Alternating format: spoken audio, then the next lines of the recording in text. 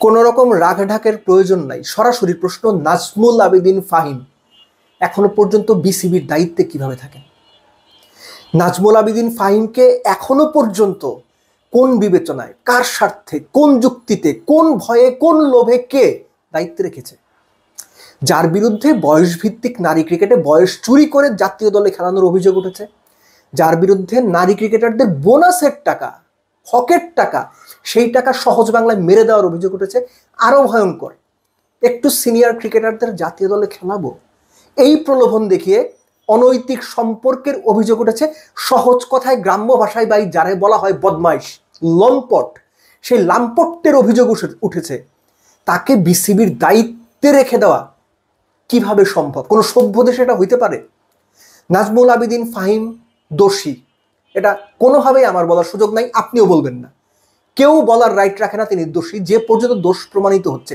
কিন্তু এত গুরুতর অভিযোগ যখন একাধিক নারী ক্রিকেটারের কাছ থেকে এসেছে, বিসিবি যেহেতু তদন্ত কমিটি গঠন করেছে, সেই তদন্ত না হওয়ার কিংবা তদন্ত রিপোর্ট আসার আগ পর্যন্ত কোন বিবেচনাতে তার মতো একজন ক্ষমতাশালী মানুষকে বিসিবি পদে বসিয়ে রাখে? তিনি ক্ষমতায় বা পদে বসে থাকা অবস্থায় সুষ্ঠু তদন্ত হবে এটা আপনি বিশ্বাস করেন? তিনি ক্ষমতায় থেকে তার বিরুদ্ধে যে ভয়ঙ্কর সব অভিযোগ এসেছে সেগুলো সঠিক তদন্ত হতে দেবেন এটা আপনি বিশ্বাস করেন? তিনি চাপ প্রয়োগ করবেন না এটা আপনি মেনে নিতে চাচ্ছেন?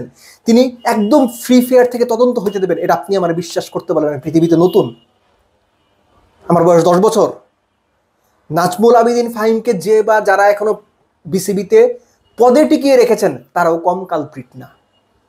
আমি আবার বলছি, নাজমুল আবেদীন ফাহিমকে এত অভিযোগের পরও যারা ক্রিকেট বোর্ডে এখনো ক্রিকেট অপারেশনসের দায়িত্বে বসিয়ে রেখেছেন কিংবা ক্রিকেট বোর্ডের গুরুত্বপূর্ণ আসন দিয়ে রেখেছেন তারাও কম বড় কালপ্রিট না। বিসিবির উচিত ছিল এই অভিযোগের পর খুব ভদ্রভাবে নাজমুল আবেদীন ফাহিমকে বলে দেওয়া, যে পর্যন্ত তদন্ত কমিটির রিপোর্ট হাতে না আসবে, যে পর্যন্ত তদন্ত কমিটির রিপোর্ট সবাই না জানবে, সেই পর্যন্ত ক্রিকেট সংশ্লিষ্ট যে কোনো বিষয়ে আপনার কোনো সম্পৃক্ততা থাকবেন না। এবং প্লিজ আগামীকাল থেকে ক্রিকেট বোর্ড আসবেন না, আগামীকাল থেকে ক্রিকেট বোর্ড আপনি ঢুকবেন না। বাসায় যান, খাওয়া দাওয়া করেন, রেস্ট নেন, আপনার মতো থাকেন। যদি তদন্তে নির্দোষ প্রমাণিত হন আপনাকে ফুলের মালা দিয়ে আমরা বরণ করে নেব। যদি দোষী প্রমাণিত হন তাকে দৃষ্টান্তমূলক সর্বোচ্চ শাস্তি দিতে হবে।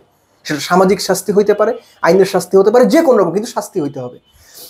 একটা লোক এইরকম অভিযোগে অভিযুক্ত, তাকে আপনারা বসিয়ে রেখেছেন। একবারের জন্য চিন্তা করেন যে সেপ্টেম্বরের 7 তারিখ বিসিবির ডামাডোল চলছে, নির্বাচনী ডামাডোল, কি একটা অবস্থা, মানে নির্বাচনের জন্য সবাই জানপ্রাণ দিয়ে নেমে গেছে।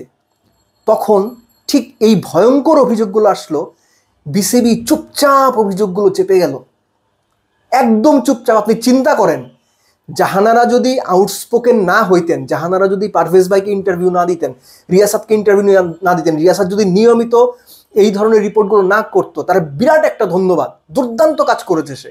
এই কাজগুলো যদি সে না করতো আমরা জানতাম এগুলা? বিসিবি কিন্তু চুপচাপ, ওই যে মানে একদম কেটে পড়া। ওই যে ছোটবেলা একটা ঠাকুরমার ঝুলিতে ওদের একটা গল্প দেখছিলেন না, যে শেয়ালের কাছে কুমিরের বাচ্চা পালতে দেয়, সেই কুমির এক এক করে শেয়ালের বাচ্চাগুলো খেয়ে ফেলে, যখন বাচ্চা দেখতে আসে একটা করে বাচ্চা নিয়ে দেখায়, পরে যখন ধরা খেয়ে যায় তখন দৌড়ায়, তলপি তলপা নিয়ে এবার ভালোই কেটে পড়ি ধা, ভেগে পড়ি ধা।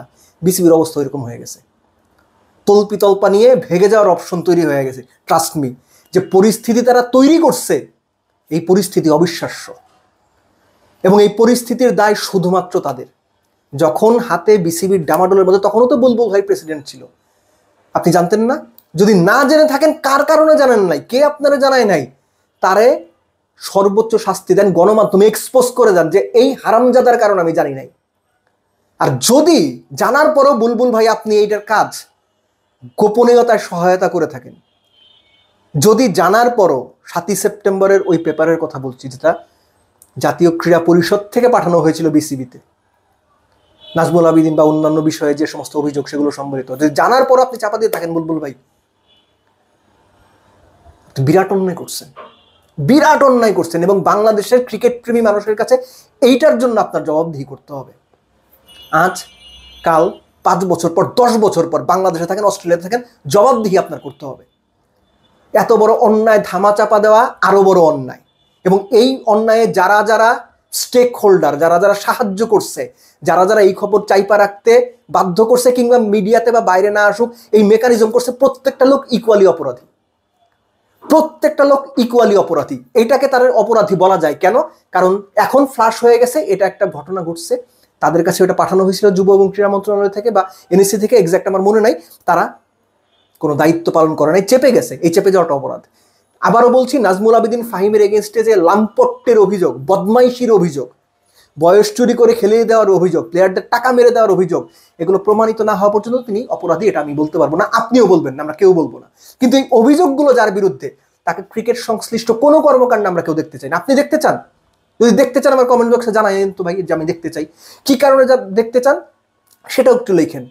আর যদি না দেখতে চান তাহলে আওয়াজ তোলা উচিত। এই লোকের এগেনস্টে সিরিয়াস অভিযোগ, শান্তকে সরানোর সিদ্ধান্ত তিনি এককভাবে নিছেন, বাংলাদেশ টিমটার যাচ্ছে তাই অবস্থা করে দিছে।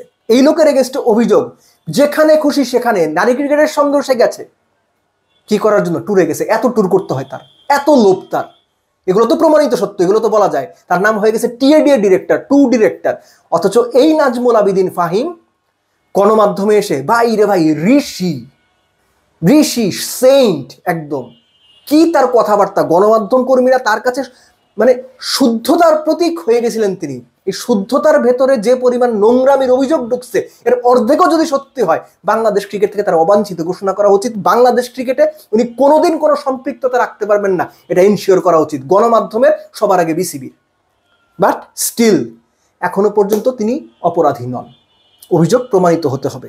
আর সেজন্যই যে পর্যন্ত তদন্ত চলবে সেই পর্যন্ত যে কয়জন বিভিন্নভাবে অভিযুক্ত, তাদেরকে ক্রিকেট বোর্ডের সব রকম কার্যক্রম থেকে দূরে রাখাটা সবচেয়ে গুরুত্বপূর্ণ সিদ্ধান্ত এই মুহূর্তে। সেটা যদি তারা না করে তাহলে ধরে নেব তারাও চায় না তদন্তগুলো সুষ্ঠু হোক, ভালোভাবে হোক, যারা ভিকটিম বলে দাবি করছে তারা সঠিক ন্যায় বিচারটা পাক।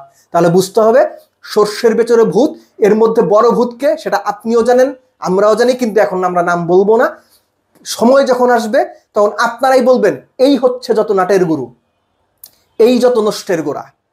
কেননা জেনে বুঝে সবকিছু চেপে যাওয়া, সবকিছু লুকিয়ে রাখা এবং সঠিক সময়ে সঠিক ব্যবস্থা না নিতে পারা, এটা শুধু সাংগঠনিক ব্যর্থতা না, এই ব্যর্থতা বাংলাদেশের নারী ক্রিকেটকে 10 বছর 20 বছর পিছিয়ে দেবে। বাংলাদেশের নারী ক্রিকেটকে, যারা নারী ক্রিকেটার হইতে চান তাদের পরিবারের কাছে, সমাজের কাছে একটা প্রশ্নের মধ্যে ফেলে দেবে যে আদৌ ক্রিকেট বোর্ডের কাছে বাংলাদেশের মেয়েরা, বাংলাদেশের নারীরা, বাংলাদেশের সন্তানেরা, আমার বোনেরা নিরাপদ কিনা। এর চাইতে বাজে অবস্থা আর কি হইতে পারে?